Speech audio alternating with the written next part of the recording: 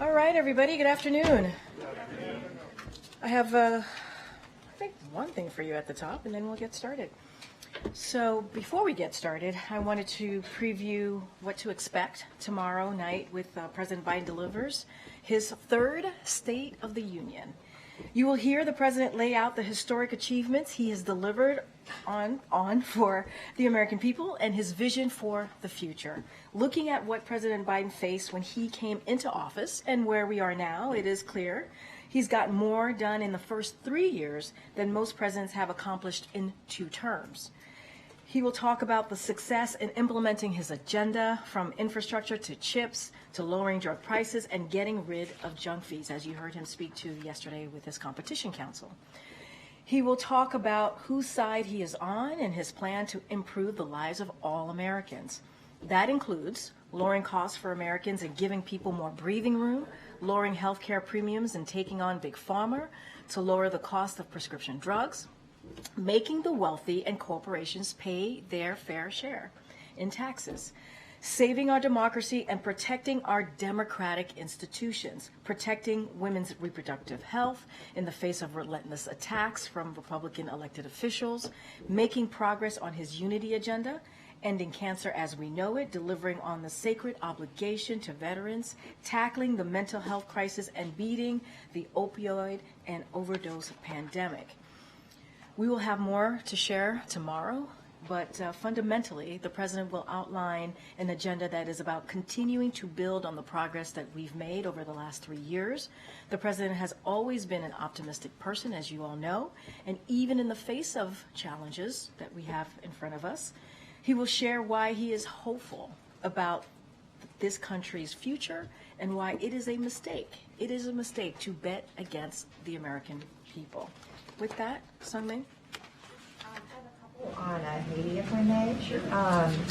So earlier today, Ambassador Linda Thomas-Greenfield said that the U.S. has asked the Prime Minister to, quote, move forward in a political process that will lead to the establishment of a presidential transitional council that will lead to elections. So I just want to clarify, does that mean a resignation? Did the U.S. government ask him to resign directly? So a couple of things. We are definitely not pushing the Prime Minister to resign. That is not what we're doing. But we have underscored that now is the time to finalize a political accord to help set Haiti on a path to a better future. And that is something that we've been working on for some time. We've been working on that with the CARICOM, so that is nothing new. We've had those conversations, and also the Haitian partners on the path to restoring democratic order in Haiti through free and fair elections, inclusive governance, and power sharing. This will give the people an opportunity to democratically elect their prime minister. Again, this has been a conversation that we've had with Haitian partners, CARICOM, for some time now, so that is not new, and we certainly are not pushing him to resign. Even though you're not directly calling on him to resign, can you just discuss the timing of why you're encouraging of this transitional government now? And also, because obviously the White House has long resisted specifically pushing for his resignation, even if you aren't doing it now. So can you just talk about the timing of this encouragement of why you're doing everything the way you are right so again, now? We're not pushing, as you just stated in your question, for the Prime Minister to resign. This has been a long time conversation that we have had with our Haitian partners, with CARICOM, on making sure that there was a path to restoring democratic order. So that has been consistent with what we have been trying to do for some time now. And we believe, it is the Haitian people, they need to have an opportunity to democratically elect their prime minister. And so there needs to be a plan in place, obviously, to do that. And so that's what we're encouraging. But we've been having these conversations for some time now. And one domestic matter, back in February of 2021, President Biden said Donald Trump should not be given the traditional intelligence briefings that were given to former presidents because, quote, what value is giving him an intelligence briefing? What impact does he have at all, other than the fact that he might slip and say something? Does the president still feel that way now that Donald Trump is on the way to becoming the Republican Party's nominee, and would be entitled to the briefings that a party candidate would get? I think the president's words stand today, as he stated however long ago. I don't think his mind has changed on that. I just don't have anything to add. Did he do anything to block him from getting these briefings later this year? I don't have anything to add, but the president was very clear about how he felt about that, and I would say those comments certainly do stand today. Thanks, Karine. Can you confirm that the White House invited the Ukraine's First Lady to the State of the Union, but that she declined to attend? So the White House did invite Mrs. Zelenska to the State of the Union. She was unable to attend. I would refer you to Ukraine as to her reasoning why, but she did indeed receive an invitation from us. And there was also an invite that went out to Navalny's wife. Can you talk a bit about how the president may address foreign policy issues? Of course, he's going to be speaking to Republicans, many of them who he wants to convince to back more funding to Ukraine. So, look, I'm going to be really mindful and not get ahead of the president on his State of the Union remarks, so not going to lay that out and how he's going to address Republicans, as you mentioned, who will be in front of him. But, the president, as it relates to certainly Ukraine, the president's going to continue to make his case that House Republicans need to move forward. The Speaker needs to put the National Security Supplemental on the floor. We know that it would get overwhelming support. And also, it's also about our national security, our own national security. And so we can't let politics get in the way of our national security. So the president's going to make that clear, and I'll just leave it to the president, as he would say, stay tuned. Stay tuned for tomorrow. Just to be clear, he'd make those points clear at the State of the Union. He's going to continue to make that case clear. You asked me how he's going to do that or lay that out tomorrow in the State of the Union. I just don't want to get ahead of the president. But our message continues, right? As it relates to national security supplemental, obviously the Ukraine aid is included in that supplemental. Justice Navalny also invited and couldn't attend. So I talked about this yesterday. Mrs. Navalny was indeed invited personally by the president. She was not able to attend. I would refer you, obviously, to her to explain why. But yes, she was invited. Lastly, on the Yes. Russian missile strike, it was only about 200 feet away from President Zelensky. That's according to one of our sources. And a source close to Zelensky tells us that they believe Zelensky was the intended target. Is the U.S. looking into that strike? Do they believe that Zelensky was, in fact, the intended target? So I can't speak to what they were targeting. That's not something that I can speak to, but it appears that it landed near, as you just said, the convoy. And I think Russia's actions speak for themselves here, but I can't speak for their exact target. Karine, do you have any reaction to the sailors that were reportedly killed in the Houthi attack? So let me say a couple things about that that happened earlier today. So today the Houthis have killed innocent civilians by continuing their reckless attacks against international commercial shipping, which impacts countries throughout the world. The ship they attacked was a Barbados-flagged Liberian-owned bulk carrier. It was not a U.S. ship, contrary to what the Houthis claimed. These reckless attacks by the Iran-backed Houthis have not only disrupted global trade and commerce, but also taken the lives of international seafarers simply doing their jobs. We offer our condolences, obviously, to the families of those who lost their lives, and again condemn the Houthis for these attacks. And we will call on governments around the world to do the same and join us in bringing to a halt these appalling attacks. Thanks. And then one more on Haiti. We understand that the Prime Minister, Henry, is located in the United States right now in Puerto Rico. Could you talk a little bit about what his status is there and what the United States is doing as far as his travel logistics? So I cannot speak to the Prime Minister's travel. He would have to speak to it himself. I just cannot speak to that. Okay. And then should we expect any policy, like detailed policy, rollout associated with the State of the Union tomorrow? I don't have anything to share at this time. The president, I'm not going to get ahead of the president, certainly, as you would say, stay tuned. Stay tuned. Okay. Karine, did the president have any reaction to Dean Phillips suspending his presidential campaign? I don't have any reaction. I would have to refer you to the campaign on that specific. Can you tell us generally whether you know if the president thinks there's, legitimacy behind some of the main reasons that Phillips decided to run for president? Concerns about the president's age, concerns that he is a vulnerable general election candidate. Is that something you've ever spoken to him about? So, going to be really careful. We're talking about an upcoming election, and obviously in November, so going to be really mindful. Look, this is why I think the State of the Union is going to be really important. The president's going to lay out what he has done the last 3 years, the successes that he's had, historic successes that he's had. He's going to speak to how he sees the future for this country on behalf of the American people. I think that's going to be important. And I would say this as it relates to part of your question. The president has been very clear. He's been very honest about his age. He knows that. He makes jokes about it, right? He makes jokes about his friend Jimmy Madison, right? He gets that. But this is also a president that has gotten done more in the last 3 years than most presidents have in their 2 terms of presidency. And that is what we've seen from the data. And a lot of that is because of his experience. His experience matters. His experience is 36 years as a senator, 8 years as vice president, and now into his first term as president.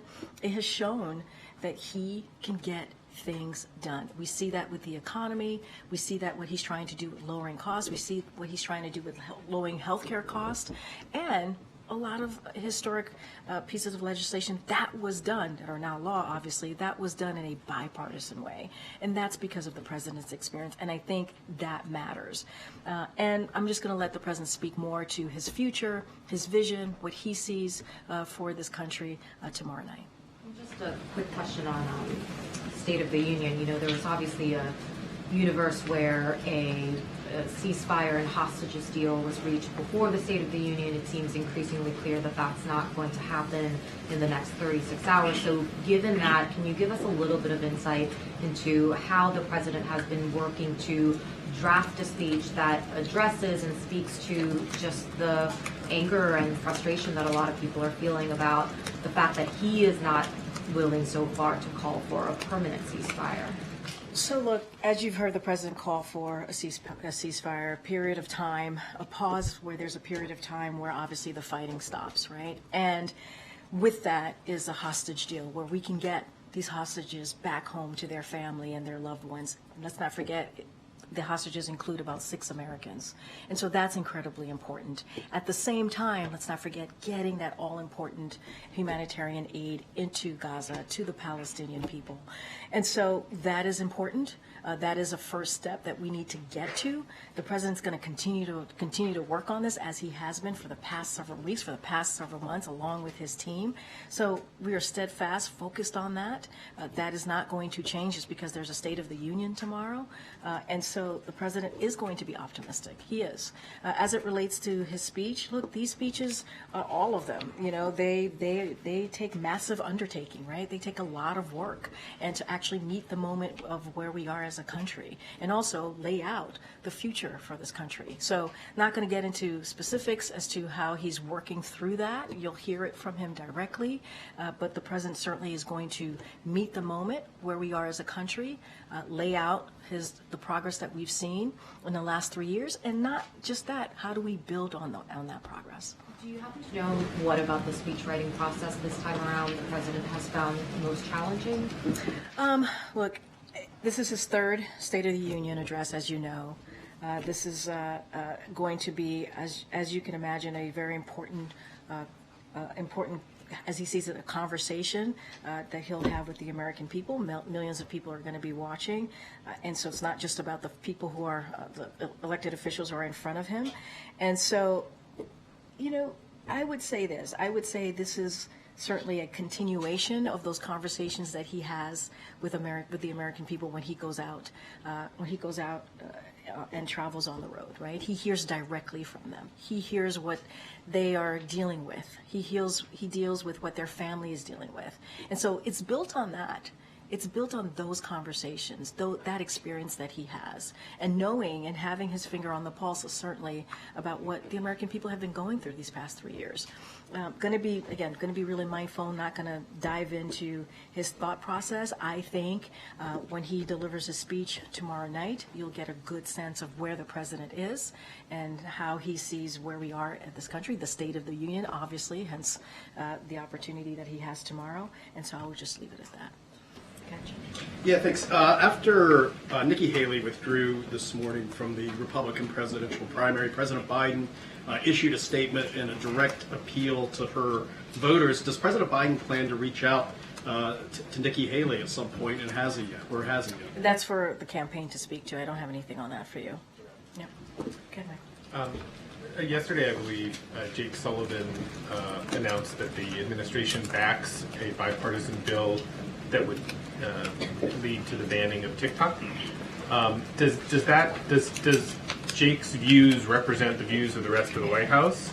So just a couple of things, and I'll get to your comment about the banning, but I do want to say a couple of things at the top. The administration has worked with members of Congress from both parties to pursue a durable legislative solution that would address the threat posed by certain technology services operating in the United States that put at risk Americans' personal information and broader national security.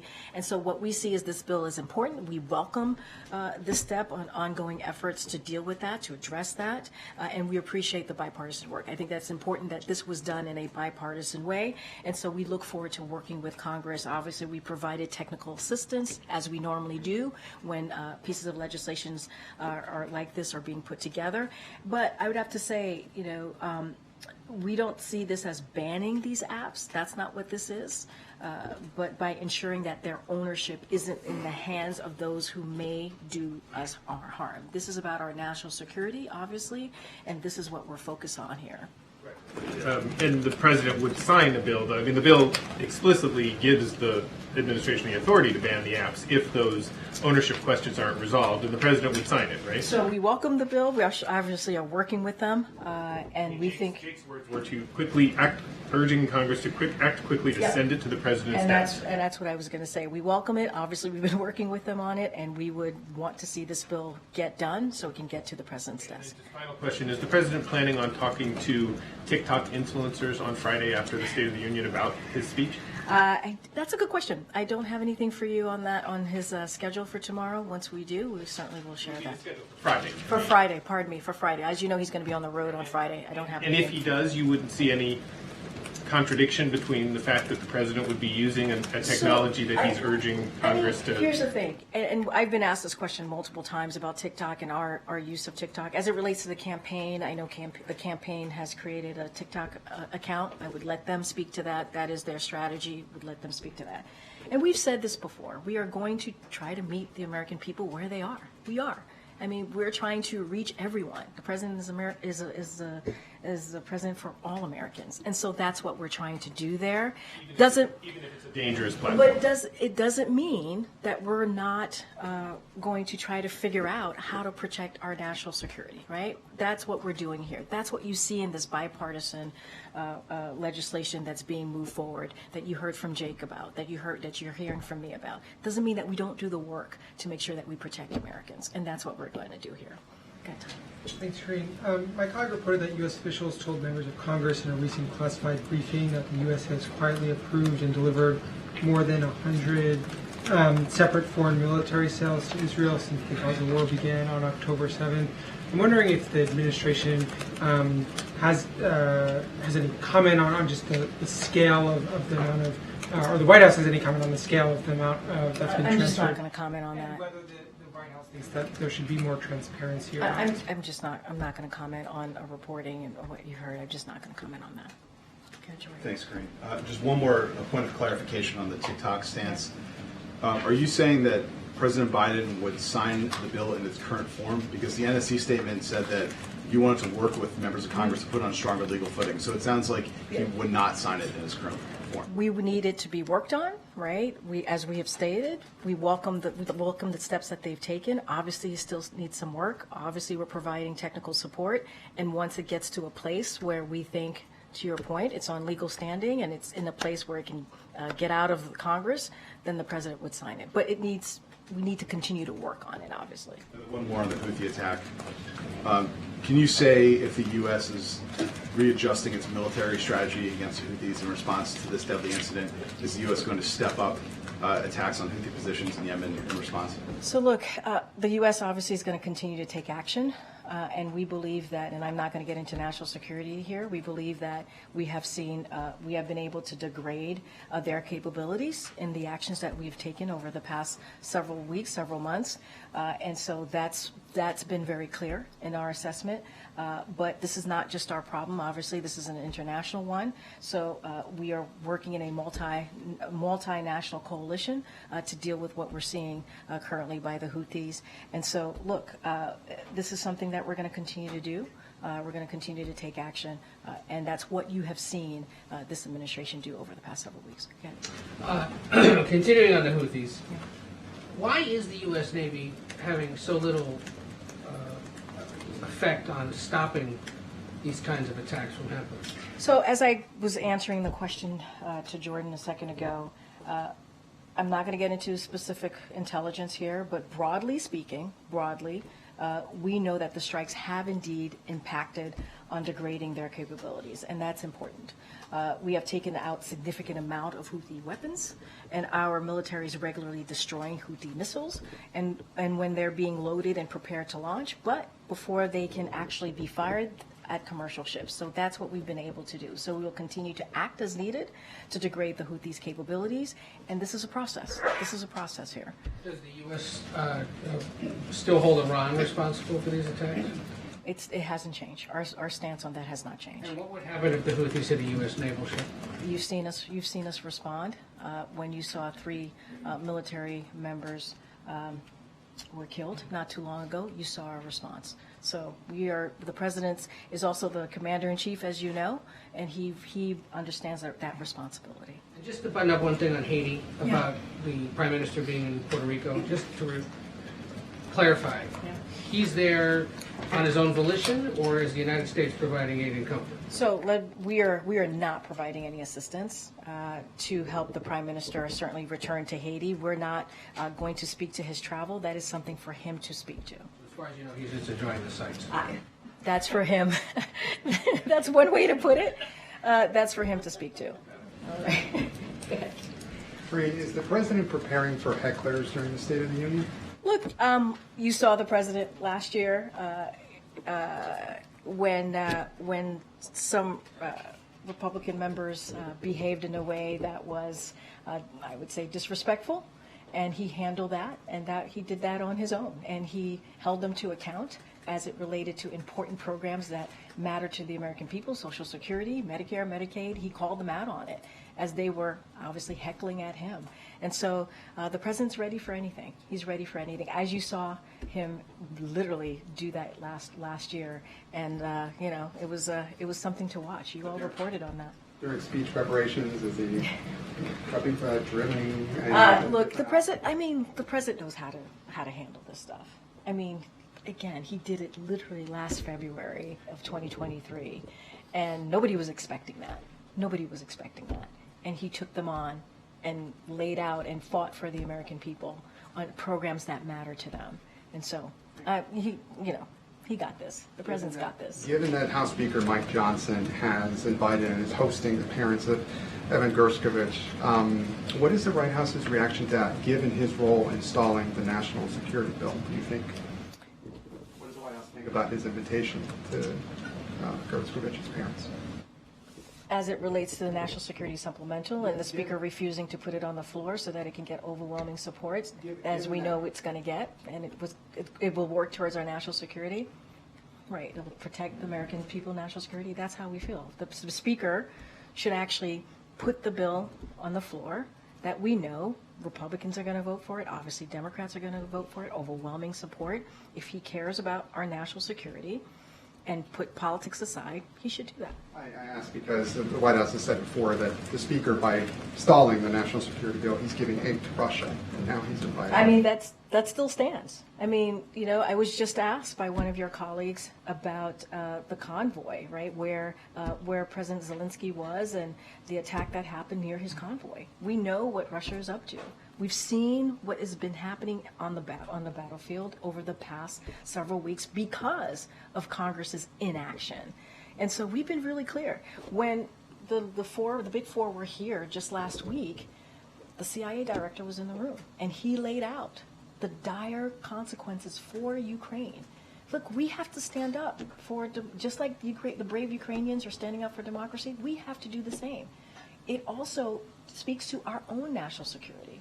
So the Speaker needs to put that national security supplemental on the floor and let it get that overwhelming support, bipartisan support that we know that it's going to get. And finally, just to button something up on Haiti, yesterday Admiral Kirby said that it was a simplistic explanation that there was money being held up when it comes to this multinational security force, that Republicans were holding up some of this money. He said that there were other reasons for it, but I'll ask the question more bluntly. Do you blame Republicans for holding up critical money for Haiti? So let's not forget what we're providing to Haiti is really important emergency needs, right? When we think about food, healthcare, clean water, and other forms of critical assistance through UN and NGO partners to help people in need across Haiti. And so what we are seeing and what everyone is actually realizing is that the deteriorating situation in Haiti has required organizations to adjust their posture and at times prevented aid from reaching people in need. And that is just because of what we're seeing, obviously, on the ground.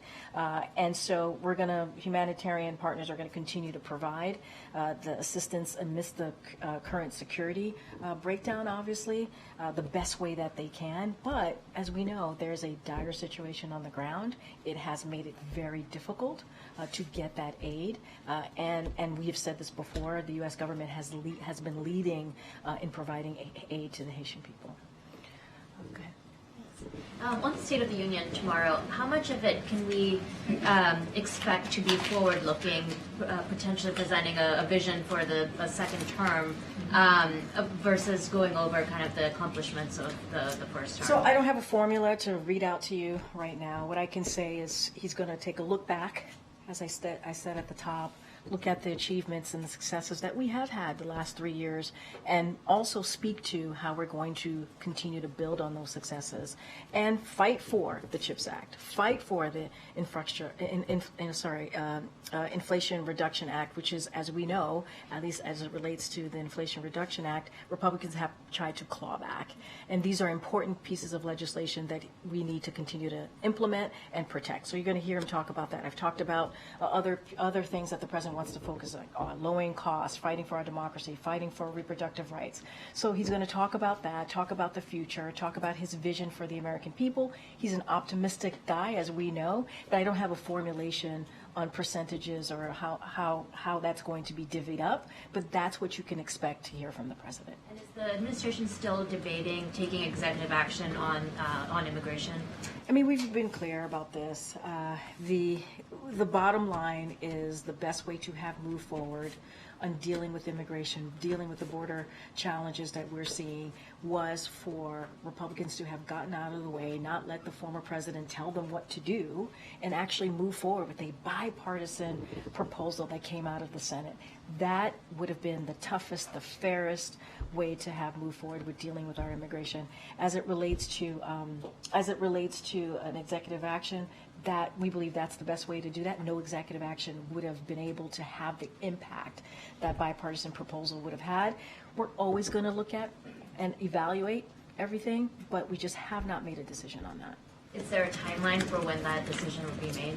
Don't have a timeline for you. Again, the best way to move forward to deal with this broken immigration system that has been broken for decades, the best way to move forward with the challenges at the border is to get this bipartisan proposal moved forward. Go ahead, Nadia. Thank you, Karine. Since you don't have a comment on the Washington Post story, I hope you have an answer for my question.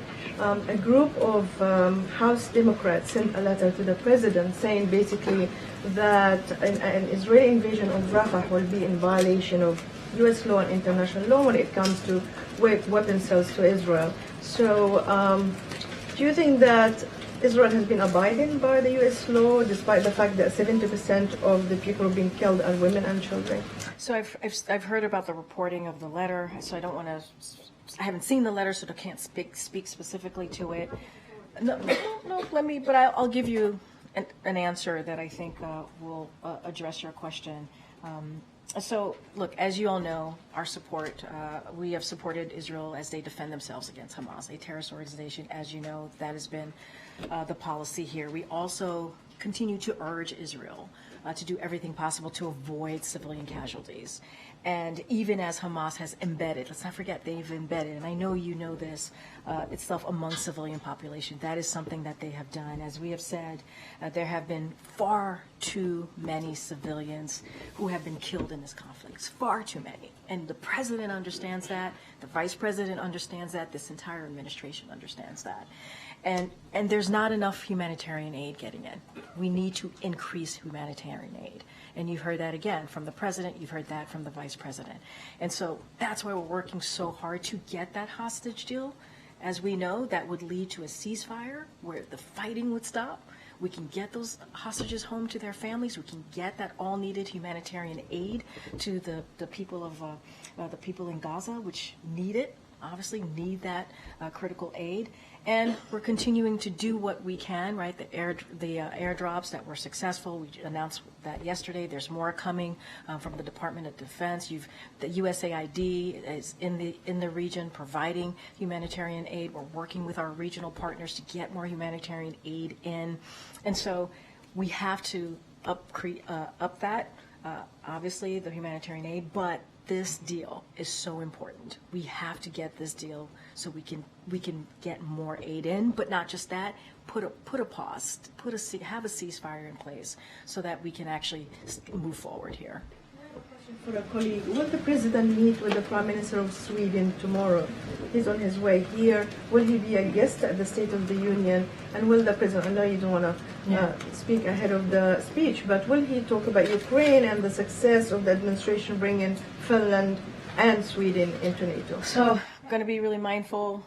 Not going to speak to the president's speech here in detail, and so going to be really mindful. I don't have anything to read out on the meeting there with the president. I believe the Secretary of State is having a meeting with the Sweden Prime Minister, so obviously you can reach out to them. Just don't have anything else to share beyond that. Okay, Danny. Thanks, Karine. On Haiti, given the dire situation there, is there any consideration of sending U.S. forces in any way to stabilize things there? No. As you know, there is the Kenyan has agreed to send about 2,000 forces there. So that was recently signed, and that's going to move forward. But there is no plan to bring U.S. forces into Haiti. Also on Haiti, earlier you said that the administration is not pushing Henry to resign. Are you denying that yesterday the administration asked Henry to stand aside for a transitional government and an interim prime minister?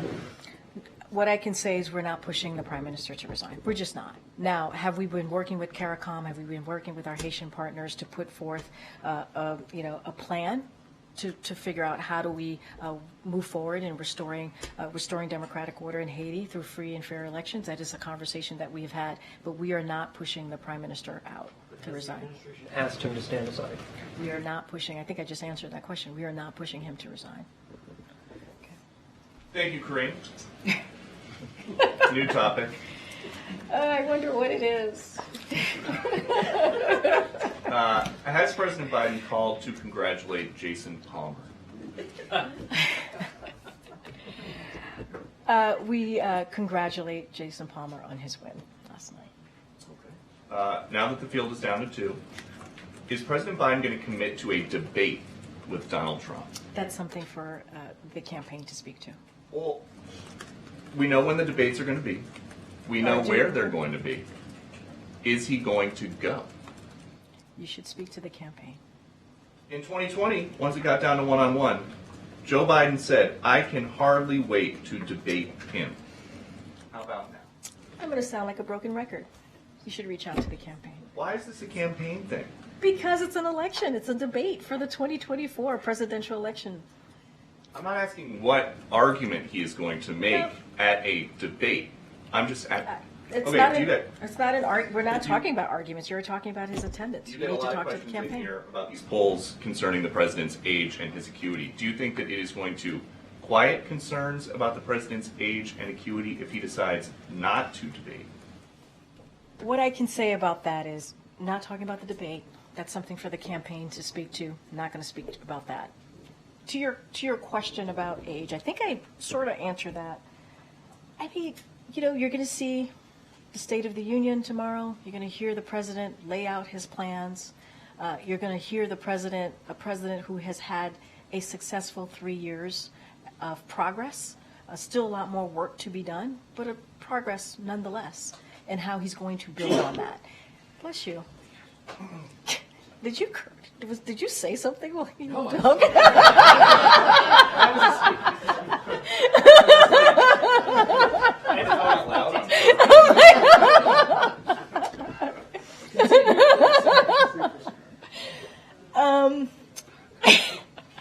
Some fun here on Wednesday afternoon, but he wouldn't have been able to get. It's all seriousness. You know, you saw the graphics behind me. You saw what the president has been able to do. 14.8 million jobs, unemployment under 4%, continuing to find ways to lower costs. We saw that when he made the announcement on junk fees.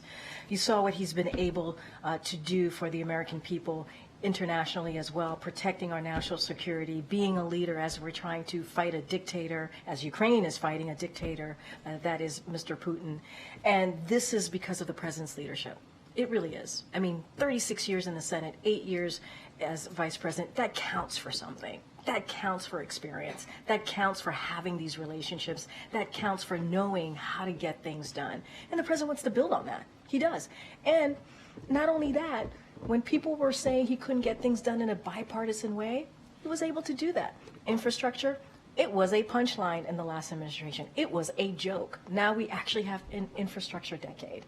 You think about what we've been able to do for our veterans in the PACT Act, really help our veterans. You think about the Chips and Science Act, which is bringing home manufacturing. 800,000 jobs have been created. This is what the president's been able to do. And guess what? That's because of his experience. And so just for clarity, it's possible that there will be no Joe Biden, Donald Trump debates. Is that what you? Is that what you're excited about? Is that what you want to see? Because you love keep to see asking Joe me. You've Biden asked and me Donald about Trump 3, debate. 4, 5 different times in different ways, and How I've said. would President Biden do in a debate? I'm not asking a question about a specific debate. I'm just asking how would he do in a debate? I know it's been 4 years since he's done You literally saw just last year, back in January 2023, at the last State of the Union, take on Republicans during giving a major speech. He took them on. As they were heckling him, he took them on and said he was going to fight for programs, essentially said he was fighting for programs that the American people needed. Social Security, Medicare, Medicaid. He stood there and fought for the American people. I mean, that was pretty impressive. Some of you all reported on that. Okay, I'm going to keep going. Go ahead, Phil, in the back. Thank you. Victoria Nuland, the third highest ranking U.S. diplomat who's had a hand in the future of Ukraine for some time, announced that she plans to step down. How did the president react to news of that resignation, and does he believe that she was successful during her tenure there? So I have not spoken to the president about this, so I can't give you an answer directly from the president. And so I'm just going to leave that there. Obviously, it's an important position. We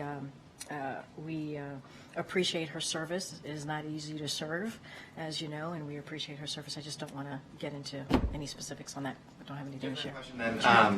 What's the president's reaction to France codifying abortion rights into their constitution? So we appreciate countries taking a step forward to protect the right for women to make very difficult decisions on their health care. We appreciate that. I think that's a good thing to see. And as it relates to here in this country, the president's going to talk about reproductive rights and fighting for that. And what we're seeing across the country, more than 300 bills that were introduced recently on finding ways to prevent women from making these really important decisions on their bodies. And that should not be. And that's because Roe v. Wade was overturned, which is a law that was part of the Constitution for almost 50 years. And that was taken away. We see Republicans putting forth 3 national bans against abortion. That's not what the president's fighting for. He's fighting for the right for a woman to make a decision on her own body. And does he think that the French prohibition on abortion after 14 weeks is reasonable? Look, I'm not going to get into the specifics of that particular bill. What I could say, it's always important to see other countries actually take steps to protecting rights, fundamental rights that women should have. But I'm not going to get into the specifics of the bill. Go ahead, Karen. Ms. Karine, can you give us some insight into the President's State of the Union prep sessions at Camp David? Who was he working with on the speech, and what does he do? I mean, is he writing lines, or is he editing what's given to him? What's that process like for him? So look, as it relates to Camp David, obviously the president was at Camp David over the weekend. He worked on his speech, on the State of the Union speech, with his senior staff, which included Bruce Reed, Anita Dunn, Steve Ricchetti, and Vinay Reddy. This is fairly standard. He was there last year for the February State of the Union, and I think, even throughout today and tomorrow, he's going to continue to fine-tune the speech. This is something that he is personally involved in. This is something that comes straight from having conversations with the American people, as he's had over the past year, leading to this, certainly leading to the process. And so, look, there are massive undertakings, right? Massive undertakings in having a State of the Union that speaks to where we are as a country and how we're moving forward. And so that's what I'll say. And does he have any State of the Union traditions? Like, is there something he does tomorrow to prepare for a speech like that? So I don't have anything to share. I can say that he's going to be working on the speech throughout the day, fine-tuning the speech. He'll be doing that with his senior staff. And it's a major address. It's an important speech. He's going to be delivering it to millions of Americans who are going to be tuning in, and we appreciate that in front of obviously Congress and guests of Congress, guests of the President, and it's going to be an incredibly important moment, and the President takes that very, very seriously. Go ahead, Karen. Karine.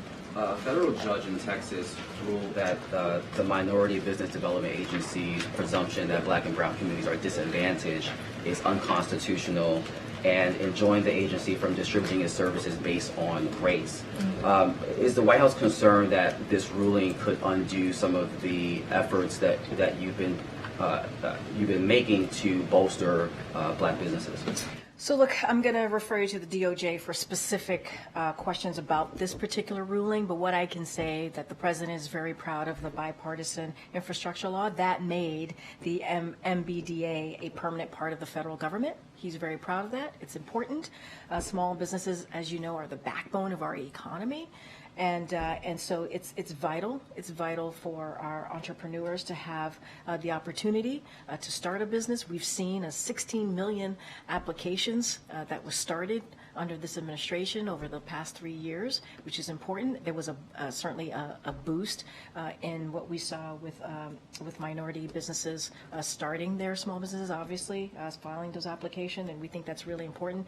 As it relates to specifics and the way forward or anything like that, as it relates to the ruling, I would have to refer you to Department of Justice. State of the Union. Sure. In 2020, when the President won, in his victory speech, he thanked black voters for their outsized role in his historic win. He said that he would have their backs.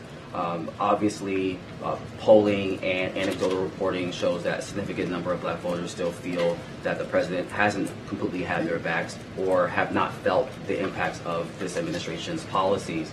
How much of this speech does the President see as an opportunity to lay out what he believes he has done to have the backs of black Americans? So look, we understand that it's complicated, right? In the sense of what the American people have gone through the last 3 years. We came in, there was a pandemic, and there was an economy that was in a tailspin. So we get it. We get that some Americans are trying to still figure out where we are and what's going on and what this administration has done. This is why the State of the Union is going to be so critical, so important, because the President gets to lay that out. It gives the President an opportunity to speak to that.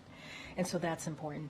But to the beginning of your question about 2020 and the promise that the President has made, he did make a promise, and he has done everything that he can to keep that promise. You think about voting rights.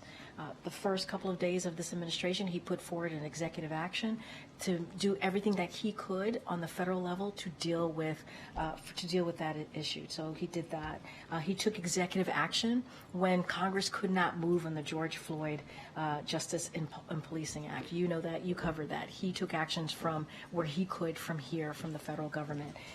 And so, look, there are other ways that he has taken action, obviously, to make sure that communities that have felt that felt left behind are not left behind. And you see that in for example, every economic policy that he's moved forward with, whether it's the bipartisan infrastructure legislation, whether it's the Inflation Reduction Act that really deals with making sure that Medicare has the ability to fight Big Pharma, right? So that many people in the community who've been paying hundreds of dollars for insulin, for example, now seniors are capped by $35. These things matter. These things add up. These things are important.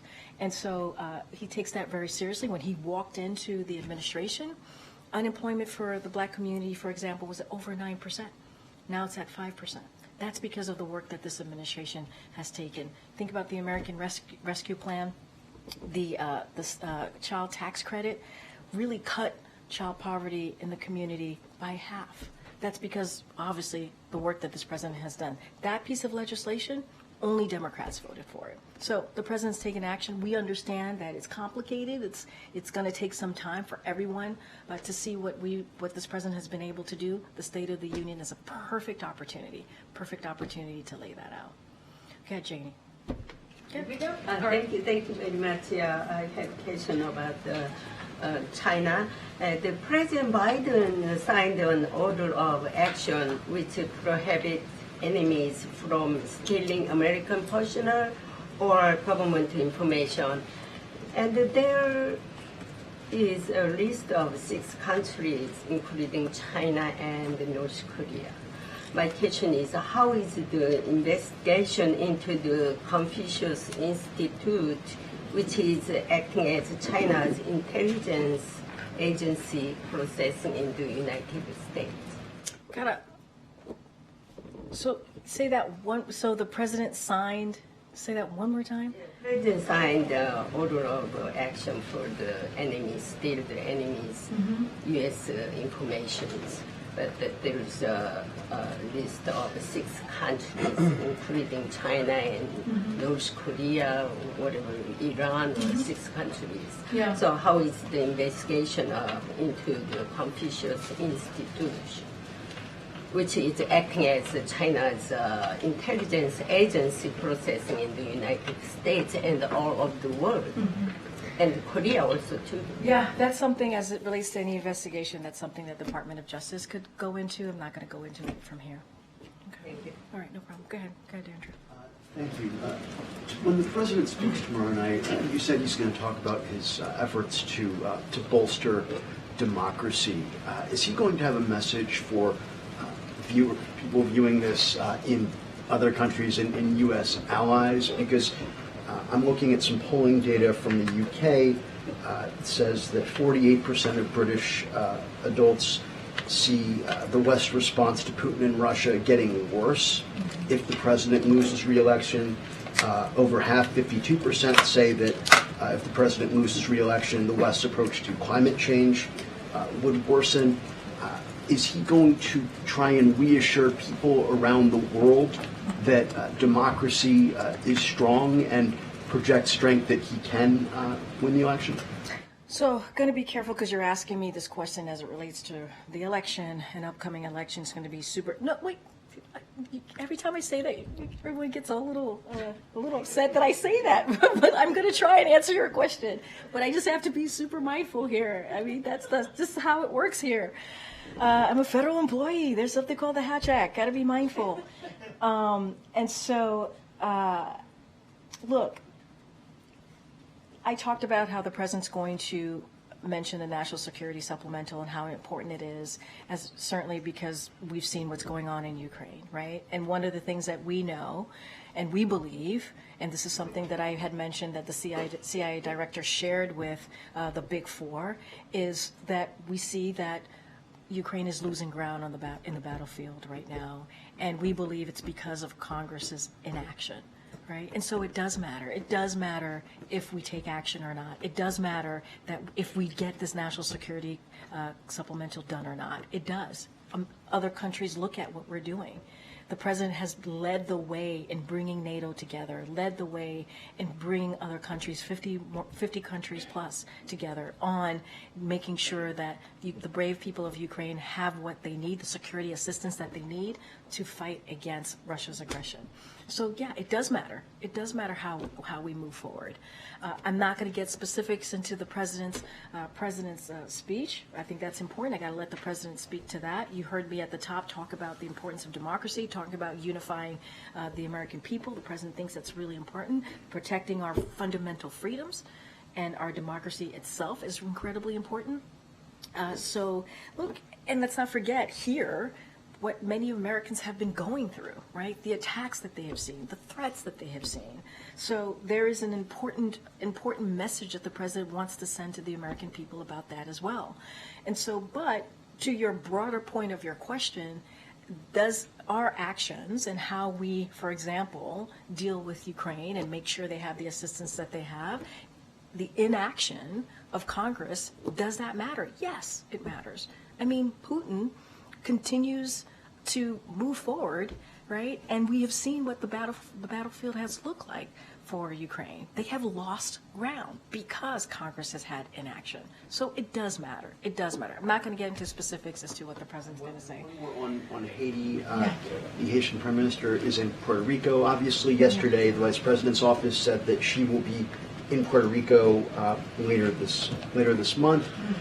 Any chance that she could be asked to meet with the Prime Minister and perhaps pass a message? Look, you would have to certainly speak to her office about her travel and where she's going to be. We've been very clear. We've been very clear dealing with our what our message has been, essentially, right? Dealing with, for some time now, with CARICOM, our Haitian partners, how we see the path forward, and that is restoring democratic order in Haiti through free and fair elections. That's been our message. Inclusive governance and power sharing. That's what we want to see. And we want to give the people in Haiti, we want to make sure that they have an opportunity to democratically elect their prime minister. That's what we want to see. And I will leave it there. Thanks, everybody. Thanks, Karine.